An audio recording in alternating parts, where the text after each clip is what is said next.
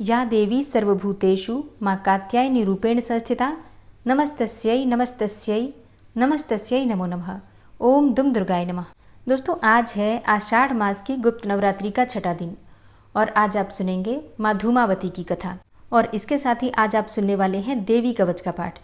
तो सबसे पहले माँ दुर्गा का ध्यान करके देवी कवच का पाठ सुनते हैं। ओम नमः चंडिकायै। माँ दुर्गा के चंडी रूप को हमारा नमन है। यह भगवान ब्रह्मा जी के द्वारा लिखा गया चंडी कवच है, जिसमें कुल 56 छंद हैं। चामुंडा देवता, दिग्बंध देवता, जगदम्बा माता इत्यादि का ध्यान करके हम इस दुर्गा सप्तशती के पाठ का प्रारंभ कर रहे हैं।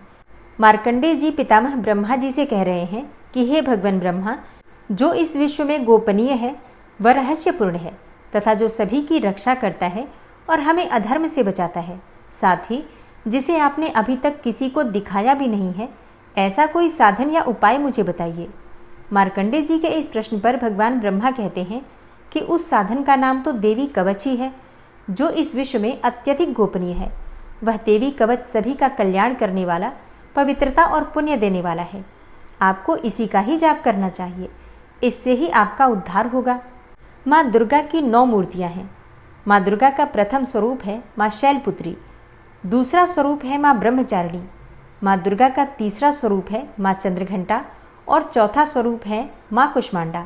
उनका 5वां रूप स्कंद माता का है और छठा रूप माँ कात्यायनी है। 7वां स्वरूप है माँ कालरात्रि का और 8वां स्वरूप माँ महागौरी के नाम से प्रसिद्ध है। माँ दुर्गा का 9वां रूप है माँ सिद्धिदात्री। यही नव दुर्गा के रूप हैं जिसे भगवान ब्रह्मा के द्वारा वेदों के माध्यम से बताया गया है। जो मनुष्य अग्नि में जल रहा हो, सभी ओर से शत्रुओं से घिर गया हो, विपरीत परिस्थितियों का सामना कर रहा हो और उस समय यदि वह माँ दुर्गा की शरण में जाता है तो उसका कभी भी बुरा नहीं हो सकता है। अर्थात माँ दुर्गा का ध्यान किए जाने पर माँ दुर्गा उसकी हर परिस्थिति में सहायता करती हैं। यदि युद्ध का समय हो और मनुष्य संकटों में घिरा हुआ हो तो भी माँ दुर्गा के प्रभाव से उसका कुछ भी बुरा नहीं होता है।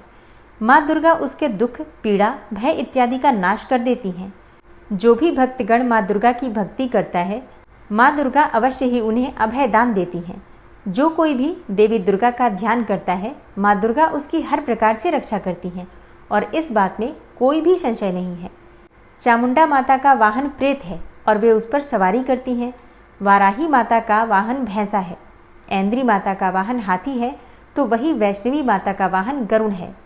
भगवान शिव की पत्नी व सभी की ईश्वरी माँ पार्वती का वाहन वृषभ है। कुमारी माता का वाहन मोर है। लक्ष्मी माता कमल के आसन पर विराजमान है और उन्होंने अपने हाथों में भी कमल लिया हुआ है। वे भगवान विष्णु को अत्यधिक प्रिय हैं। वृषभ पर बैठी हुई माँ पार्वती का रंग सफ़ेद है। भगवान ब्रह्मा की पत्नी माँ ब्राह्मी या माँ सरस्वती हंस पर बैठी हुई हैं और सभी प्रकार के आभूषण पहने हुए हैं।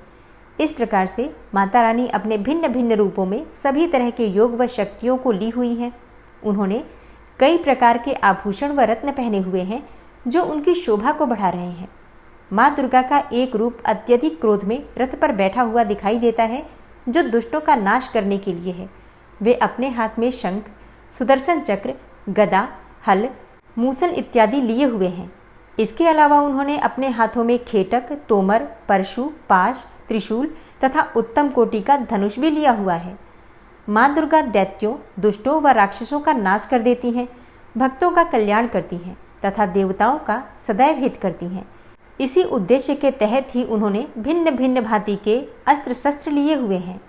माँ दुर्गा के महारुद्र, प्रलयंकारी, पराक्रमी, महाशक्तिशाली, अत्यधिक उत्साही तथा भय का नाश कर देने वाले इस रूप को हम सभी नमस्कार करते हैं। माँ देवी के उस प्रलयंकारी रूप की ओर देखना भी बहुत मुश्किल है, जो शत्रुओं का भय बढ़ाने का कार्य करता है।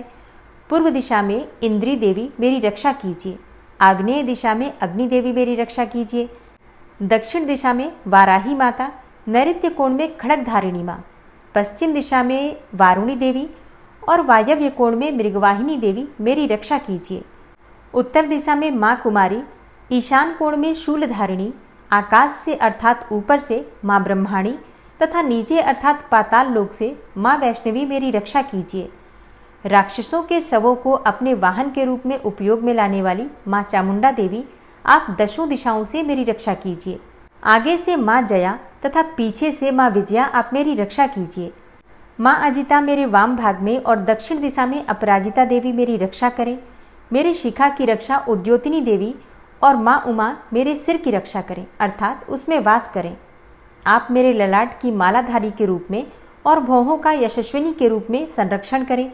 भौहों के बीच में त्रिनेत्र के रूप में और नाक की यम घंटा के रूप में रक्षा करें।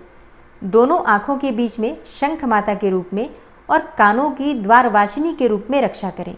मेरे कपाल की कालिका के रूप में और कानों के मूल की शांकरी देवी रक्षा करें। नासिका की सुगंधा देवी और होंठ के ऊपरी भाग की चर्चिका देवी रक्षा करें। होंठ के निचले भाग की रक्षा अमृत कला देवी और जीभ की सरस्वती देवी रक्षा करें। मेरे दांतों की कुमारी देवी, कंठ की चंडिका देवी, घंटिका की चित्रघंटा देवी और तालु की महामाया देवी रक्षा करें। मेरी ठोड़ी की कामाक्षी देवी, वाणी की सर्वमंगला देवी, ग्रीवा की भद्रकाली तथा मेरुदंड की धनुर्धारी देवी रक्षा करें। बाहरी कंठ की नीलग्रीवा देवी, कंठ नलिका की नलकूबरी, कंधों की खड़गनी देवी और भुजाओं की वज्रधारिणी देवी रक्षा करें। दोनों हाथों की दंडिनी देवी, अंगुलियों की जगदम्बिका माता, नाखूनों की शूलेश्वरी देवी और पेट की कुलेश्वरी देवी रक्षा करें। स्तनों की महादेवी, मन की शोक विनाशिनी देवी, हृदय की ललिता देवी और उदर की शूलधारिणी देवी रक्षा करें। नाभि की कामिनी देवी, गुहा की गुहेश्वरी देवी, लिंग की पूतना व कामिका देवी तथा गुदा की महिषवासिनी देवी रक्षा करें। कटिभाग की भगवती देवी, घुटनों की विंध्यवासिनी देवी, जांघों की महाबला देवी रक्षा करें और सभी कामनाओं को पूरा करें। मेरी घुट्टियों की नारसिंही देवी, पैरों के आगे भाग की तेजसी देवी, पैरों की उंगलियों की श्री देवी और पैरों के तले की तलवासिनी देवी रक्षा करें। पैरों के नाखूनों की दृष्टा कराली देवी, केशों की ऊर्ध्वकेशिनी देवी, रोम छिद्रों की कौबेरी देवी तथा त्वचा की बागीश्वरी देवी रक्षा करें।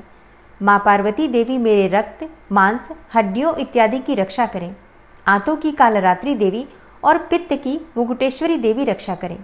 पद्म कोशों की माँ पद्मावती देवी, कफ की चूड़ामणि देवी, नाखूनों की धार की ज्वालामुखी देवी और शरीर की संधियों की अभेद्या देवी रक्षा करें।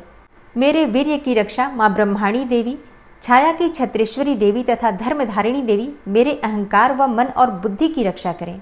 हे माँ दुर्गा, आप मेरे प्राणों, व्यान, उदान की समान रूप से रक्षा करें। वज्रहस्ता देवी मेरे प्राणों की रक्षा करें और मेरा कल्याण करें। आप मेरी सभी इंद्रियों, रस, रूप, गंध, शब्द व स्पर्श में बसती हैं। हे नारायणी देवी, आप मेरे सत्वगुण, रजगुण व तमोगुण की रक्षा करें। मेरे आयु की वाराही देवी, वैष्णवी देवी धर्म की, यश व कीर्ति की लक्ष्मी देवी तथा धन व विद्या की चक्रिणी देवी रक्षा करें। इंद्रा देवी मेरे गोत्र की, चंडी देवी मेरे पशुओं की, महालक्ष्मी देवी मेरे पुत्रों की और भैरवी देवी मेरी पत्नी की रक्षा करें। मेरे पथ की सुपथा देवी और उस मार्ग की क्षेमकरी देवी, राजा के दरबार में महालक्ष्मी देवी तथा सभी जगह निवास करने वाली विजया देवी मेरे भय की रक्षा करें। हे माँ दुर्गा, जो भी स्थान या अंग इस देवी कवच में रह गया है और वह अभी भी रक्षा करने योग्य है, तो आप उसकी भी रक्षा कीजिए। आप मेरे पापों का नाश करके मेरा उद्धार कीजिए। माँ दुर्गा की आज्ञा के बिना कोई भी व्यक्ति इस विश्व में एक कदम भी आगे नहीं बढ़ सकता है। हम यदि कहीं भी जा रहे हैं तो हमें अवश्य ही इस देवी कवच का पाठ करना चाहिए और उसके बाद ही प्रस्थान करना चाहिए। इस दुर्गा रक्षा कवच के पाठ से हमें हर जगह लाभ व सफलता मिलती है और हमारे सभी काम बन जाते हैं। हम जब भी माँ दुर्गा का ध्यान करते हैं, वैसे ही हमारे सभी काम बनते चले जाते हैं। उस व्यक्ति को इस पृथ्वी पर बिना किसी तुलना के परम यश और वैभव प्राप्त होता है। जो भी भक्तगण इस देवी रक्षा कवच का पाठ करता है, उसका भय समाप्त हो जाता है, युद्ध में उसकी विजय होती है तथा वह तीनों लोकों में पूजनीय हो जाता है। देवी माता का यह रक्षा कवच देवताओं तक के लिए बहुत दुर्लभ है। जो व्यक्ति इस देवी कवच का तीनों समय श्रद्धा भाव के साथ पाठ करता है, उसे देवी माता की कृपा से तीनों लोकों में विजय मिलती है। वह अकाल मृत्यु के भय से दूर होता है तथा 100 वर्षों से भी अधिक समय तक जीवित रहता है। इस दुर्गा कवच के पाठ से व्यक्ति के शरीर में होने वाले हर तरह के रोग समाप्त हो जाते हैं। उसके शरीर में बनने वाला विष भी समाप्त हो जाता है तथा कोई रोग उसका कुछ भी बिगाड़ नहीं सकता है। जो भी मनुष्य इस दुर्गा रक्षा कवच को अपने हृदय में धारण कर लेता है, उस पर इस पृथ्वी पर होने वाले सभी तरह के अभिचारण मंत्र तंत्र का प्रभाव समाप्त हो जाता है। सभी तरह की डाकिनी शाकिनी, अंतरिक्ष में रहने वाले अति शक्तिशाली व भयंकर डाकिन, भूत, पिशाच, यक्ष, गंधर्व, राक्षस, ब्रह्म राक्षस, वेताल, कुष्मांडा, भैरव इत्यादि सभी तरह की नकारात्मक शक्तियों के प्रभाव इस दुर्गा कवच के माध्यम से समाप्त हो जाते हैं। इस रक्षा कवच का पाठ करने वाला व्यक्ति राजा से सम्मान प्राप्त करता है और उसकी सुख संपत्ति में वृद्धि होती है। जो भी व्यक्ति इस देवी कवच का पाठ करता है उसका हर जगह यश बढ़ता ही जाता है और जो भी इस कवच का 7 बार जाप करता है उसका वंश इस पृथ्वी के अंत तक रहता है। इसके पश्चात जब उसकी मृत्यु हो जाती है तब वह माँ दुर्गा के आशीर्वाद से परम स्थान को प्राप्त करता है, जो देवताओं को भी अत्यंत दुर्लभ है। उसे महामाया का प्रसाद मिलता है और उसकी मुक्ति हो जाती है। वह माँ दुर्गा के आशीर्वाद से सुंदर रूप को धारण करता है और भगवान शिव के समान आनंद प्राप्त करता है। श्रीदेवी दुर्गा कवच संपूर्ण हुआ और अब आप सुनेंगे माता धूमावती की कथा। भगवान शिव के द्वारा प्रकट महाविद्या है माता धूमावती। माता के इस स्वरूप को माना जाता है कि ये दरिद्रता को दूर कर देती हैं, दुखों को दूर कर देती हैं। क्रोध को शांत करने वाली देवी भी माता धूमावती को माना जाता है। माता पार्वती का ये बहुत ही उग्र रूप है। पुराणों में ऐसा माना जाता है कि इनके समान कोई दूसरी शक्ति नहीं है। श्रद्धा पूर्वक माता धूमावती की पूजा करने से भक्तों पर माँ की कृपा बरसती है और समस्त प्रकार के दुख और तकलीफों से मुक्ति मिल जाती है। माँ धूमावती की पूजा एक विधवा के रूप में की जाती है और इसीलिए सुहागिन महिलाओं को इनकी पूजा करने से वर्जित माना गया है। सुहागिन महिलाएं माता धूमावती की पूजा कार्मिक रूप से न करके दूर से ही प्रणाम कर लें और माँ का आशीर्वाद ले सकती हैं, क्योंकि माता धूमावती की पूजा विधवा के रूप में की जाती है और ये सफ़ेद वस्त्र धारण करने वाली देवी हैं जो अपने बाल हमेशा खुले रखती हैं। माँ धूमावती ने पापियों के नाश के लिए अवतार लिया था, इसलिए ये ज्येष्ठा भी कहलाती हैं। पुराणों में ऐसा माना गया है कि माता धूमावती की पूजा अत्यंत फलकारी है, लेकिन इनकी पूजा साधारण नहीं होती बल्कि बहुत अधिक उग्र होती है। वैसे माँ की पूजा धन प्राप्ति के लिए भी की जाती है। जैसे कि बाकी देवियों की पूजा में हम मीठा भोग लगाते हैं, लेकिन माता धूमावती की पूजा में नमकीन चीज़ों का भोग लगाया जाता है। ऐसा भी कहा जाता है कि आप सूखी रोटी में नमक लगाकर भी माँ को भोग स्वरूप में अर्पित कर सकते हैं। इसके अलावा माँ धूमावती को कचौड़ी और पकौड़ी का भोग भी लगाया जाता है। माँ धूमावती को भूखी देवी माना जाता है, इसलिए कभी भी इनकी पूजा बिना भोग के नहीं करनी चाहिए। ऐसा कहा जाता है कि माँ को रोटी भी बहुत अधिक प्रिय है। माँ धूमावती की साधना करने वाले भक्तों पर माँ की कृपा बरस जाती है। उनके सभी कष्ट कट जाते हैं। उनके पास धन और वैभव की कोई कमी नहीं रहती है। भक्तों को पूजा के समय धूमावती स्तोत्र का पाठ करना चाहिए। अब जैसे देखिए, कभी भी माँ की जो पूजा होती है, 10 महाविद्याओं की जो पूजा होती है, वो बिना गुरु के नहीं की जाती है। लेकिन अगर आपके पास कोई गुरु नहीं है तो ऐसे में भगवान शिव को गुरु बनाकर भी आप इनकी पूजा कर सकते हैं। माँ धूमावती की पूजा से पहले स्नान करना अत्यंत आवश्यक है। स्नान करने के बाद साफ स्वच्छ वस्त्र धारण करके माँ की विधि विधान से पूजा करनी चाहिए। धूप, दीप, अक्षत पुष्प इत्यादि सभी चीज़ें माँ को अर्पित करने के बाद भोग लगाकर और फिर माँ से क्षमा प्रार्थना ज़रूर करनी चाहिए, उनकी आरती कर लेनी चाहिए। अब यहाँ एक चीज़ बहुत विशेष है। महाविद्या का मतलब जो माता धूमावती हैं, इनका स्थायी आवाहन नहीं होता। जैसे कि हम बाकी देवियों के लिए बोलते हैं ना कि माता लक्ष्मी हमारे घर में स्थायी रूप से वास करें, या माता दुर्गा हमारे घर में स्थायी रूप से वास करें, या माता सरस्वती के स्थायी वास के लिए हम प्रार्थना करते हैं। लेकिन माता धूमावती के स्थायी वास के लिए कभी भी प्रार्थना नहीं करनी चाहिए। इन महाविद्या का स्थायी आवाहन नहीं होता, अर्थात इन्हें लंबे समय तक घर में स्थापित या फिर विराजमान होने की कामना नहीं करनी चाहिए, क्योंकि ये दुख, क्लेश और दरिद्रता की भी देवी हैं। पूजा या फिर जाप करने से पहले इनका आवाहन करें और फिर जैसे ही पूजा समाप्त हो इनका विसर्जन कर देना चाहिए। वैसे कुछ लोगों का ऐसा भी मानना है कि गृहस्थ लोगों को या फिर सौभाग्यवती महिलाओं को इन देवी की यानी कि माता धूमावती की साधना नहीं करनी चाहिए, बल्कि दूर से ही प्रणाम करें और माता का आशीर्वाद दूर से ही प्रणाम करने से प्राप्त हो जाता है। माँ धूमावती के प्राकट्य से संबंधित कथाएं भी अनूठी हैं। पहली कहानी तो ये है कि जब सती ने पिता के यज्ञ में स्वेच्छा से स्वयं को जलाकर भस्म कर दिया तो उनके जलते हुए शरीर से जो धुआं निकला उससे धूमावती का जन्म हुआ। इसलिए वे हमेशा उदास रहती हैं, यानी कि धूमावती धुएं के स्वरूप में सती का भौतिक स्वरूप है। सती का जो कुछ भी बचा रहा वो है उदास धुआं। इसलिए इन माता को धूमावती कहा जाता है। दूसरी कहानी ये भी है कि एक बार सती शिव के साथ हिमालय में विचरण कर रही थी।